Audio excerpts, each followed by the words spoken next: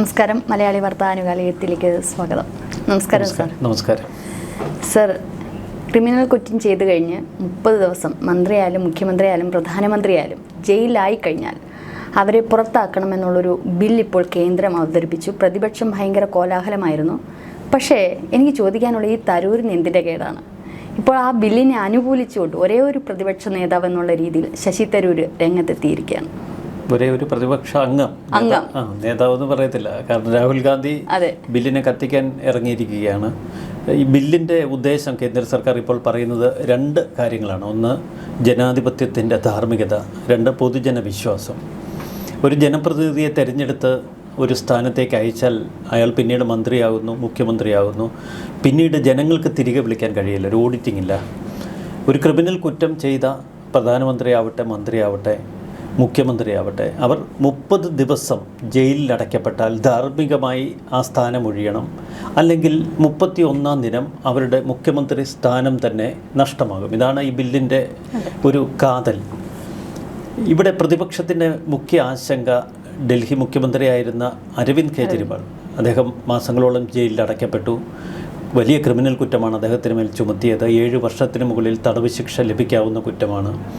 അന്ന് തുടക്കത്തിൽ മുഖ്യമന്ത്രി സ്ഥാനം ഒഴിവാകാൻ അരവിന്ദ് കെജ്രിവാൾ സമ്മതിച്ചിരുന്നില്ല. ജയിലിൽ വെച്ച് ഭരണം, ഒരു മുഖ്യമന്ത്രിയെ ജയിലിലടച്ചു എന്ന തലത്തിൽ ആഗോളതലത്തിൽ വാർത്തകൾ പ്രചരിക്കുന്നു. ഡൽഹി മുഖ്യമന്ത്രിയായിരുന്ന അരവിന്ദ് കെജ്രിവാൾ ആ സ്ഥാനം നിലനിർത്താൻ എല്ലാ തന്ത്രങ്ങളും പയറ്റി. എന്നാൽ അരവിന്ദ് കെജ്രിവാളിനെ ജയിലിലടച്ചത് കേന്ദ്ര സർക്കാരിൻ്റെ ദുരുദ്ദിഷ്ടിത നീക്കങ്ങളായിരുന്നുവെന്ന ആരോപണമാണ് പ്രതിപക്ഷം ഉന്നയിച്ചത്.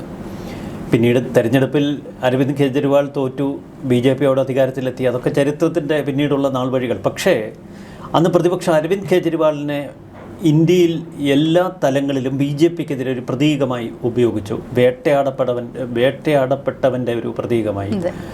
അരവിന്ദ് കെജ്രിവാളിൻ്റെ അറസ്റ്റിനെ കുറിച്ച് അന്ന് മുഖ്യമന്ത്രി പിണറായി വിജയന് പോലും ഭയപ്പെട്ടിരുന്നു. ആദ്യം അരവിന്ദ് കെജ്രിവാൾ, പിന്നീട് കേന്ദ്ര അന്വേഷണ ഏജൻസികൾ പിണറായിലേക്ക് എത്തും എന്ന് പൊതുവെ കേരളം കരുതിയ നാളുകളായിരുന്നു അവ. കേന്ദ്ര അന്വേഷണ ഏജൻസികൾ തിരുവനന്തപുരത്ത് സെക്രട്ടേറിയറ്റിന് ചുറ്റും വട്ടമിട്ട് പറക്കുന്നു. സെക്രട്ടേറിയറ്റിനുള്ളിൽ കടന്ന് പരിശോധിക്കാനുള്ള തിരക്ക് കൂട്ടുന്നു. അതിനിടയിൽ മുഖ്യമന്ത്രി പിണറായി വിജയനെ ചോദ്യം ചെയ്യും, അറസ്റ്റിലാകും എന്ന പൊതുധാരണ. മുഖ്യമന്ത്രിയുടെ മകളെ ചോദ്യം ചെയ്യും, മകൾ അറസ്റ്റിലാകും എന്ന വാർത്തകൾ. മകളിൽ നിന്ന് മുഖ്യമന്ത്രിയിലേക്ക് അന്വേഷണം എത്തും. കേന്ദ്ര അന്വേഷണ ഏജൻസികളുടെ ഇടപെടൽ ഏറ്റവും ശക്തമായ കാലഘട്ടം. അന്നൊക്കെ എപ്പോൾ വേണമെങ്കിലും അറസ്റ്റിലാകാൻ സാധ്യതയുള്ളൊരു മുഖ്യമന്ത്രിയായി പിണറായി വിജയനെ കേരളം കണ്ടു. സമാനമായ ചില പ്രതികരണങ്ങൾ മുഖ്യമന്ത്രിയുടെ ഭാഗത്തു നിന്നും ഉണ്ടായി. ഒരുപാട് വാളുകൾക്കിടയിലൂടെ നടന്ന ഒരു വ്യക്തിയാണ് താനെന്ന്, ഇതൊന്നും കണ്ടാൽ പേടിക്കില്ലെന്ന് മുഖ്യമന്ത്രി തന്നെ പറഞ്ഞു. കേന്ദ്ര അന്വേഷണ ഏജൻസികൾ മുഖ്യമന്ത്രിയെ കുരുക്കാനുള്ള തന്ത്രങ്ങൾ മെനയുകയാണെന്ന് പാർട്ടി സെക്രട്ടറിയുടെ പരിഭവം. ചുരുക്കത്തിൽ പ്രതിപക്ഷത്തെ വേട്ടയാടുന്നു എന്ന പൊതുപ്രതീതി ഇന്ത്യയിൽ ഉണ്ടാക്കാൻ മുഖ്യമന്ത്രി പിണറായി വിജയനെതിരെയുള്ള കേന്ദ്ര അന്വേഷണ ഏജൻസികളുടെ കേസുകളും ഡൽഹി മുഖ്യമന്ത്രി അരവിന്ദ് കെജ്രിവാളിനെതിരെയുള്ള നീക്കങ്ങളും അന്ന് പ്രതിപക്ഷം സമർത്ഥമായി ഉപയോഗിച്ചു. അന്ന് അരവിന്ദ് കെജ്രിവാൾ മാത്രമല്ല, മനീഷ് സിസോദിയ പോലെയുള്ള മന്ത്രിമാർ കുടുക്കിലായി. തെലങ്കാനയിലെ മന്ത്രിമാർ. അങ്ങനെ അന്ന് തെലങ്കാന ചന്ദ്രശേഖർ റാവുവിൻ്റെ മകൾ കവിത അന്ന് ഈ മദ്യകുംഭകോണവുമായി ഇടപെട്ട് കവിതയെ അറസ്റ്റ് ചെയ്യുന്നു. ഇടക്കാലത്ത് തമിഴ്നാട്ടിലെ ചില മന്ത്രിമാരെ കേന്ദ്ര അന്വേഷണ ഏജൻസികൾ പിടികൂടുന്നു, ജയിലിലടയ്ക്കുന്നു. പക്ഷേ ഇവിടെയൊക്കെ ധാർമ്മികതയുടെ ഒരു ചോദ്യം ഉയർത്തുമ്പോൾ ഇന്ത്യയിലെ ജനങ്ങൾ ഈ ബില്ലിന് കയ്യടിക്കും എന്ന് രാഷ്ട്രീയ നിറവ്യത്യാസമില്ലാതെ നമുക്ക് ആദ്യമേ പറഞ്ഞു വയ്ക്കാൻ കഴിയും. ഈ കയ്യടിയാണ് ഇപ്പോൾ ശശി തരൂരിന് ഇന്ത്യൻ ജനങ്ങളിൽ നിന്ന് കിട്ടാൻ പോകുന്നത്. ഒരുപക്ഷെ കോൺഗ്രസ് പാർട്ടിയെ ഒറ്റുകൊടുത്തവൻ എന്ന പേരുദോഷം അദ്ദേഹത്തിൻ്റെ നെറുകയിൽ ചാർത്തപ്പെടാം. ശശി തരൂരിനെ ഒരു ഒറ്റുകാരനായി കാലം ചിത്രീകരിച്ചേക്കാം. പക്ഷേ ശശി തരൂർ ഒരു ഒറ്റയാൻ ഭാവത്തിൽ പലപ്പോഴും കോൺഗ്രസ് നേതൃത്വത്തെ വെല്ലുവിളിച്ച് ജനങ്ങൾക്കൊപ്പം സത്യത്തിനൊപ്പം നിൽക്കുന്ന പൊതുപ്രതീതി അദ്ദേഹം സൃഷ്ടിക്കുന്നു. അവിടെയാണ് ഓപ്പറേഷൻ സിന്ദൂറിൽ പ്രധാനമന്ത്രി മോദി അംഗീകരിച്ചത്, പ്രധാനമന്ത്രി മോദിക്കൊപ്പം നിന്നത്, ഓപ്പറേഷൻ സിന്ദൂറിനെ കുറിച്ച് അദ്ദേഹം തുറന്നെഴുതിയത്, മുഖ്യമന്ത്രി പിണറായി വിജയനെ അനുകൂലിച്ചുകൊണ്ടുള്ള ചില ലേഖന പരാമർശങ്ങൾ. പലപ്പോഴും താൻ പ്രതിനിധാനം ചെയ്യുന്ന ആശയങ്ങൾക്ക് വേണ്ടി രാഷ്ട്രീയം മറന്ന് അതിനുവേണ്ടി പ്രവർത്തിക്കുകയും പ്രസംഗിക്കുകയും ഇടപെടുകയും ചെയ്യുമെന്ന് ശശി തരൂർ കഴിഞ്ഞ കാലഘട്ടങ്ങളിൽ തെളിയിച്ചിട്ടുണ്ട്. അതിന് കിട്ടിയ ഒരു അംഗീകാരമായി അദ്ദേഹത്തെ വിദേശ രാജ്യങ്ങളിലേക്ക് ഇന്ത്യ അയച്ച പ്രതിനിധി സംഘത്തിൽ ഒരു സംഘത്തലവനായി മോദി നിയോഗിക്കുകയും ആ ദൗത്യം വിജയകരമായി അദ്ദേഹം പൂർത്തിയാക്കുകയും ചെയ്തു. കേന്ദ്ര സർക്കാർ ഈ ഒരു ബില്ല് കൊണ്ടുവരുമ്പോൾ പ്രതിപക്ഷം എന്നതും ജനമാണല്ലോ പ്രതിപക്ഷം ഭരണപക്ഷവുമായിട്ട് വരുന്നത്. അപ്പോൾ ഒരു വിഭാഗം അത് എതിർക്കുമ്പോൾ അതിന് ചില ന്യായങ്ങളുണ്ട്. എന്നാൽ കേന്ദ്രം ആ ബില്ല് പാസ്സാക്കുമ്പോൾ അതും ന്യായമായിട്ടുള്ള കാര്യം. കാരണം ഒരു അഴിമതി അല്ലെങ്കിൽ ഒരു ക്രിമിനൽ കുറ്റം ചാർത്തപ്പെട്ട ഒരു വ്യക്തി ആ ഒരു സ്ഥാനത്തിരിക്കാൻ യാതൊരു സാധ്യതയും ഇല്ല, അല്ലെങ്കിൽ ആ വ്യക്തിയെ മാറ്റണം എന്നുള്ളത് കൃത്യമായിട്ട് ഒരു പക്ഷേ ജനങ്ങൾ ഏറ്റവും കൂടുതൽ പിന്തുണ നൽകുമായിരിക്കാം. പക്ഷെ പ്രതിപക്ഷം എന്തുകൊണ്ടാണ് ഇത്തരത്തിൽ ഈ ബില്ലിനെ വല്ലാണ്ട് എതിർക്കുന്നത്? കാരണം അഴിമതിക്കാരായ മന്ത്രിമാരാണോ മുഖ്യമന്ത്രിമാരാണോ പ്രതിപക്ഷത്ത് കൂടുതലുമുള്ളത്? ഒരു പക്ഷേ അവരും ഭരണപക്ഷത്ത് വരുമ്പോൾ ഈ ബില്ലിനെ അവർക്കും അതിൻ്റെതായ ലക്ഷ്യത്തോടു കൂടി അത് മുൻപോട്ട് കൊണ്ടുപോകാൻ സാധിക്കില്ലേ? കേന്ദ്രം ഭരിക്കുന്ന BJPയുടെ കയ്യിൽ കേന്ദ്ര അന്വേഷണ ഏജൻസികളുണ്ട്. അതുതന്നെയാണ് ഇവരെ മുഖ്യമായി ഭയപ്പെടുത്തുന്നത് ഒരു തലത്തിൽ. മറ്റൊരു തലത്തിൽ ഇന്ന് ഇത് പ്രതികരിച്ചവരുടെ ലിസ്റ്റ് എടുത്താൽ ആദ്യം പ്രതികരണം ഉണ്ടായത് നമ്മുടെ ജോൺ ബ്രിട്ടാസ് എംപിയുടെ ഭാഗത്തു നിന്ന്. ജോൺ ബ്രിട്ടാസ് കൃത്യമായി കാര്യം എന്താണെന്ന് പറഞ്ഞു. ഇത് പ്രതിപക്ഷ മുഖ്യമന്ത്രിമാരെ ഉൾപ്പെടെ വേട്ടയാടാനുള്ള ഒരു തന്ത്രത്തിൻ്റെ ഭാഗമാണ്. ഇതിന്റെ തുടർചലനങ്ങൾ പല സംസ്ഥാനങ്ങളിലും ഇനി കാണും. കൈകൾ ശുദ്ധമാണെങ്കിൽ അങ്ങനെ വേട്ടയാടപ്പെടുത്തില്ലല്ലോ, നമുക്ക് ഭയപ്പെടേണ്ടുന്ന കാര്യമില്ല. കള്ളക്കേസുകളുടെ പേരിലാണ് അവർ ഇത്തരമൊരു പുകമറ സൃഷ്ടിക്കാൻ ശ്രമിക്കുന്നതെങ്കിലും ഈ ബില്ലിനെ അനുകൂലിക്കുന്ന വലിയൊരു ജനവിഭാഗം ഇന്ത്യയിൽ ഉണ്ട് എന്ന് പ്രതിപക്ഷം മനസ്സിലാക്കേണ്ടിയിരിക്കുന്നു. ആ കൈയടിക്കാണ് ഇപ്പോൾ ശശി തരൂർ ശ്രമിക്കുന്നത്. മറുവശത്ത് രാഹുൽ ഗാന്ധി, ഇന്ന് പ്രിയങ്ക ഗാന്ധി അതിശക്തമായ എതിർപ്പ് ഈ ബില്ലിന്റെ പേരിൽ ഉയർത്തിയിരിക്കുന്നു. കേരളത്തിന്റെ കൊല്ലം MP NK പ്രേമചന്ദ്രൻ, ആളുകൾക്കൊക്കെ വളരെ ഇഷ്ടമുള്ള ഒരു നല്ല MP-യാണ് അദ്ദേഹം, അതിശക്തമായ ഭാഷയിൽ ഈ ബില്ലിനെ വിമർശിച്ചിരിക്കുന്നു. ഇന്ന് ബില്ലുമായി അമിത്ഷാ പാർലമെൻറ്റിലെത്തും എന്ന പ്രതീതി രാവിലെ വന്നിരുന്നു. അപ്പോൾ തന്നെ പ്രതിപക്ഷം സടകുടഞ്ഞ് പാർലമെൻറ്റ് നിറഞ്ഞു നിൽക്കുന്ന കാഴ്ച. പിന്നീട് അമിത്ഷാ ബില്ല് അവതരിപ്പിക്കാൻ ശ്രമിച്ചപ്പോൾ അതിശക്തമായ എതിർപ്പ്. ഒടുവിൽ ഓൺലൈനിലൂടെ ബില്ല് അവതരിപ്പിക്കേണ്ടി വന്നു.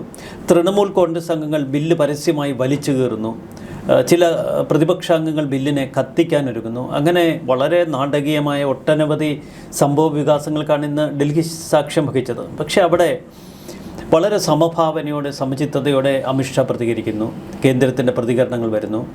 ഒടുവിൽ JPC-ക്ക് ജോയിൻറ്റ് പാർലമെൻ്ററി കമ്മിറ്റിക്ക് ഈ ബിൽ പുനഃപരിശോധനയ്ക്കായി നൽകും എന്ന് അമിത്ഷാ പറഞ്ഞു വയ്ക്കുന്നു. പക്ഷേ തുടങ്ങിയതിൽ നിന്ന് പിന്നോട്ടില്ല എന്ന് തന്നെയാണ് അമിത്ഷാ പറയുന്നത്. ഈ ബില്ല് അവതരിപ്പിച്ചിരിക്കും. അത് കേന്ദ്ര സർക്കാരിൻ്റെ ഒരു ഇച്ഛാശക്തിയുടെ കൂടി പ്രതീകമായി മാറുന്നു.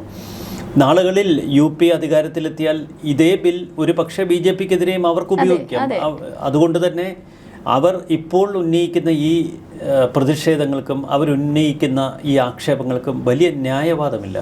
അതെ, എന്തായാലും അവർ സർ പറഞ്ഞതുപോലെ തിരിച്ചും അവരൊരു ഭരണപക്ഷത്തേക്ക് വരിക തന്നെ ചെയ്യും. കാരണം ഒരു ജനാധിപത്യ വ്യവസ്ഥയാണ്. അല്ല, വരുന്ന തെരഞ്ഞെടുപ്പുകളുണ്ട്, നിയമസഭാ തദ്ദേശ തെരഞ്ഞെടുപ്പുകൾ വന്നുകൊണ്ടിരിക്കുക, കേരളത്തിൽ ഉൾപ്പെടെ വന്നുകൊണ്ടിരിക്കുകയാണ്. അപ്പോൾ തീർച്ചയായിട്ടും ഈ ഒരു ബില്ലിനെ ഇവർ ഇത്തരത്തിൽ തിരസ്കരിക്കുമ്പോൾ അത് തെരഞ്ഞെടുപ്പിനെ ബാധിക്കും.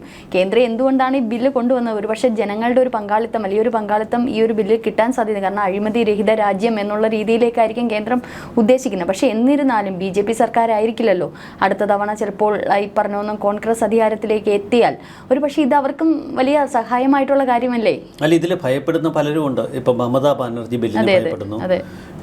നമ്മുടെ കേരള മുഖ്യമന്ത്രി ഇന്ത്യ മുന്നണി ഇന്ന് രാവിലെ അടിയന്തര യോഗം ചേർന്ന് ബില്ലിനെതിരെ പ്രതിഷേധത്തിനുള്ള തീരുമാനമെടുത്തു. ആ പ്രതിഷേധം അവർ പറഞ്ഞത് പല്ലും നഖവും ഉപയോഗിച്ച് ബില്ലിനെ എതിർക്കാനാണ്. എന്ത് വില കൊടുത്തും ബില്ല് ഒരു കാരണവശാലും പാസ്സാക്കിക്കില്ല എന്നൊരു പൊതുനിലപാടാണ് അവർ കൈക്കൊണ്ടിരിക്കുന്നത്. ഇതിപ്പോൾ ഒരു പ്രതിപക്ഷ ഐക്യത്തിനുള്ളൊരു വേദിയാകട്ടെ, അങ്ങനെ ഒരു നല്ല വേദിയാകാൻ നമുക്ക് പ്രാർത്ഥിക്കാം.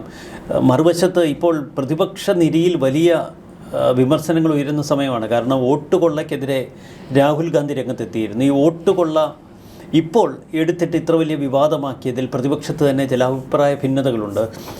വരുന്ന നിയമസഭാ തെരഞ്ഞെടുപ്പുകൾ എന്ന് പറയുന്നത് ഹരിയാന മാത്രമേ BJPയുടെ ഒരു സ്ട്രോങ് ഹോൾഡായിട്ടുള്ളൂ, ബീഹാർ മാത്രമേ ഉള്ളൂ.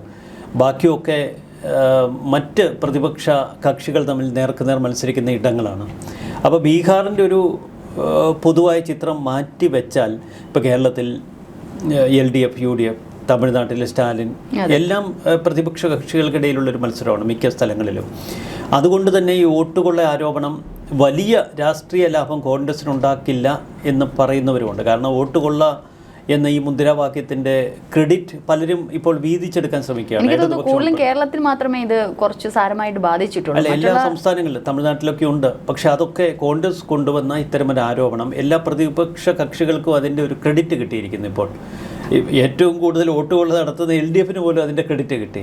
ഞങ്ങളെല്ലാ തെരഞ്ഞെടുപ്പ് കമ്മീഷനും BJPയുമാണ് കള്ള വോട്ടർമാരെ ചേർക്കുന്നത്, കള്ള വോട്ട് ചേർക്കുന്നത് എന്നൊക്കെ ഈ ഇടതുപക്ഷ നേതാക്കൾ ഇവിടെ പ്രസംഗിക്കുന്നത് കേൾക്കുന്നവർക്ക് ചിരി വരും. അവർക്ക് പോലും അതിൻ്റെ മെച്ചം കിട്ടിയിരിക്കുന്നു. എനിക്ക് തോന്നുന്നു ഇതിപ്പോൾ ഈ ഒരു ബില്ല് കൊണ്ടുവന്നപ്പോൾ പ്രതിപക്ഷം കൃത്യമായിട്ട് അവർ എഴുതി വെച്ച് കഴിഞ്ഞു, ഇനി അടുത്ത തവണ ഞങ്ങൾ വരില്ല എന്നുള്ളത്. അതായിരിക്കും അവർ ഇത്രത്തോളം പ്രതിഷേധിക്കുന്നതെന്ന് തോന്നുന്നു, എനിക്ക് തോന്നുന്നു.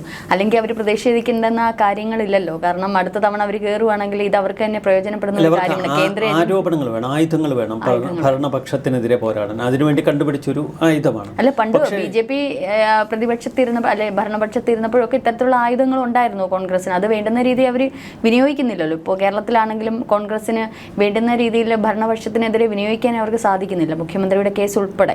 അല്ല, ഇവിടുത്തെ പ്രതിപക്ഷം അവരതിന് പറയുന്ന ന്യായവാദം ഇത് തന്നെയാണ്. കേന്ദ്രം ഭരിക്കുന്ന BJPയും ഇവിടുത്തെ LDFും തമ്മിലുള്ള അന്തർധാര നിലനിൽക്കുന്നത് കൊണ്ട് കേരള പോലീസ് അന്വേഷിച്ചിട്ട് കാര്യമില്ല, കേന്ദ്ര അന്വേഷണ ഏജൻസികൾ അന്വേഷിച്ചിട്ട് കാര്യമില്ല, തങ്ങൾ നിസ്സഹായരാണ്. ഇതാണ് ജനങ്ങളോട് അവർ പങ്കുവയ്ക്കുന്ന സന്ദേശം. അതിൽ വലിയ അടിസ്ഥാനമൊന്നുമില്ല. പക്ഷേ ഇവിടെ ഇപ്പോൾ ഒരു കാതലായ ഒരു പ്രതിസന്ധി കോൺഗ്രസ് നേരിടുന്നത് ശശി തരൂരിൻ്റെ കാര്യത്തിലാണ്. അതെ അതെ. ഇപ്പോൾ ശക്തമായ തീരുമാനം ഈ ജയിലിലടയ്ക്കപ്പെട്ട മന്ത്രിമാരുടെ, മുഖ്യമന്ത്രിയുടെ കാര്യത്തിൽ, ഈ ബില്ലിൻ്റെ കാര്യത്തിൽ ശശി തരൂർ കൈക്കൊള്ളുമ്പോൾ കോൺഗ്രസ് വീണ്ടും ഒരു പത്മവ്യൂഹത്തിലാവും. ശശി തരൂരിനെ പുറത്താക്കണോ വേണ്ടയോ? മുൻപ് ഓപ്പറേഷൻ സിന്ദൂർ കാലഘട്ടത്തിൽ ശശി തരൂരിനെ പുറത്താക്കുമെന്ന സൂചനകൾ പൊതുവെ വന്നിരുന്നു. പിന്നീട് തരൂർ ഒരു പാർട്ടി രൂപീകരിച്ച് കോൺഗ്രസിൽ നിന്ന് വേറിട്ട് പുറത്തേക്ക് പോകുന്നു എന്നൊരു പൊതുപ്രതീതി സൃഷ്ടിച്ചിരുന്നു. എങ്കിലും തരൂരിനെ സംബന്ധിച്ച് അദ്ദേഹത്തിന് രക്തസാക്ഷി പരിവേഷത്തോടെ ഈ കോൺഗ്രസ് പുറത്താക്കുക തന്നെയാണ് ആത്യന്തിക ലക്ഷ്യം. അതിനുവേണ്ടി പല തലങ്ങളിൽ അദ്ദേഹം സമ്മർദ്ദ തന്ത്രങ്ങൾ പയറ്റും. ഇത്തരം പ്രസ്താവനകൾ ഇനിയും അദ്ദേഹം തുടർച്ചയായി പുറപ്പെടുവിക്കും. എനിക്ക് തോന്നുന്നു കോൺഗ്രസിൻ്റെ കാര്യത്തിൽ ഈ ചില മഴക്കാറുകൾ വന്നു പോകുന്നത് പോലെയാണ് ശശി തരൂർ. ഇപ്പോൾ വോട്ട് അട്ടിമറിയുമായി ബന്ധപ്പെട്ട് അദ്ദേഹം കോൺഗ്രസിന് അനുകൂലമായി നിന്നു. പക്ഷേ ഇപ്പോൾ തിരിച്ച് വീണ്ടും ഈ ഒരു ബില്ലുമായി ബന്ധപ്പെട്ട് കോൺഗ്രസിന് പ്രതികൂലമായി നിൽക്കുന്നു. അങ്ങനെ ഇടയ്ക്കിടയ്ക്ക് ഞാൻ ഇവിടെ ഉണ്ടേ ഒന്ന് കാണിക്കുക, പിന്നീട് തിരിച്ചു മറിയുക. അപ്പോൾ ശരിക്കും തരൂർ എന്താണ് ഉദ്ദേശിക്കുന്നത്? തരൂർ നിഷ്പക്ഷമായിട്ടുള്ള രീതിയിലാണെങ്കിൽ തരൂരിന് പാർട്ടി എന്ന് 2 ദിവസങ്ങൾക്ക് മുൻപ് NDTVയുടെ ഓൺലൈനിൽ ഒരു മനോഹരമായ ആർട്ടിക്കിൾ ഓപ്പറേഷൻ സിന്ദൂറിനെ പ്രകീർത്തിച്ചുകൊണ്ട് ഇന്ത്യൻ കേന്ദ്ര സർക്കാരിൻ്റെ നടപടികളെ പൂർണ്ണമായും ശരിവെച്ചുകൊണ്ട് അദ്ദേഹം കൊടുത്തിരുന്നു. ഇന്നലെ ഒരു പ്രസംഗം, ആ പ്രസംഗത്തിൽ പാകിസ്ഥാനെതിരെ അതിശക്തമായ ആരോപണങ്ങൾ, പക്ഷേ അതിൽ മോദിയെയും ഇന്ത്യൻ സൈന്യത്തെയും പ്രകീർത്തിക്കുന്നു, ഇന്ത്യൻ ഭരണകൂടത്തെ അദ്ദേഹം അഭിനന്ദിക്കുന്നു. അങ്ങനെ ഈ ദിവസങ്ങളിലൊക്കെ ഒരു തരൂർ ഇഫക്റ്റ് പല മേഖലകളിലും നമുക്ക് കാണാൻ കഴിയും. ദിവസങ്ങളിലല്ല, കുറേ കാലമായിട്ട്. അതെ അതെ. പക്ഷേ എനിക്ക് തോന്നുന്നു തരൂർ ഒരു രാഷ്ട്രീയ പാർട്ടിയിലെ ഒരു നേതാവെന്നുള്ളതിനപ്പുറം ഒരു നിഷ്പക്ഷമായിട്ട് ഒരു രാജ്യത്തിന് വേണ്ടിയിട്ട് നിലകൊള്ളുന്നതാണ് നല്ലതെന്ന് എനിക്ക് തോന്നുന്നു. കാരണം അദ്ദേഹത്തിൻ്റെ ഈ ആർട്ടിക്കിൾ മാത്രമല്ല, അദ്ദേഹത്തിൻ്റെ വേറിട്ട ചിന്താഗതികൾ. അല്ല, അദ്ദേഹം ജനങ്ങളെ കൊണ്ട് അത് പറയിപ്പിക്കാൻ ആഗ്രഹിക്കുന്നു, അതിനുവേണ്ട പ്രവർത്തനങ്ങൾ അദ്ദേഹം തുടരുന്നു. പക്ഷേ കോൺഗ്രസ് ഇങ്ങനെ വീർപ്പ് മുട്ടിക്കുകയാണ്, പുറത്തേക്ക് തള്ളിവിടുന്നില്ല. പുറത്തേക്ക് അദ്ദേഹത്തെ ഒന്ന് തള്ളി മാറ്റിയിരുന്നെങ്കിൽ അദ്ദേഹത്തിന് വിശാലമായൊരു സ്പേസ് കിട്ടുമെന്ന് തരൂർ പോലും പ്രതീക്ഷിക്കുന്നു. പക്ഷേ ഈ വിഷയം വളരെ തന്മയത്വത്തോടെ സമർത്ഥമായി അദ്ദേഹം ഉപയോഗിക്കുമ്പോൾ കോൺഗ്രസ്സിന് അധികമൊന്നും പ്രതികരിക്കാനോ പ്രതിരോധിക്കാനോ കഴിയില്ല. ജനങ്ങളുടെ കയ്യടി കിട്ടുന്നൊരു ബില്ലാണിത്. അതാണ് ഇവിടെ മുഖ്യ പ്രശ്നം. അതാണ് കോൺഗ്രസ് നേരിടുന്നൊരു കോൺഗ്രസ് നേരിടുന്നൊരു വല്ലാത്ത പ്രശ്നം. എനിക്ക് തോന്നുന്നു വരുന്ന തെരഞ്ഞെടുപ്പുകളെയൊക്കെ ഇത് സാരമായി ബാധിക്കാൻ സാധ്യതയുണ്ട്. കാരണം പ്രതിപക്ഷം എന്നതും ജനം തന്നെയാണ്.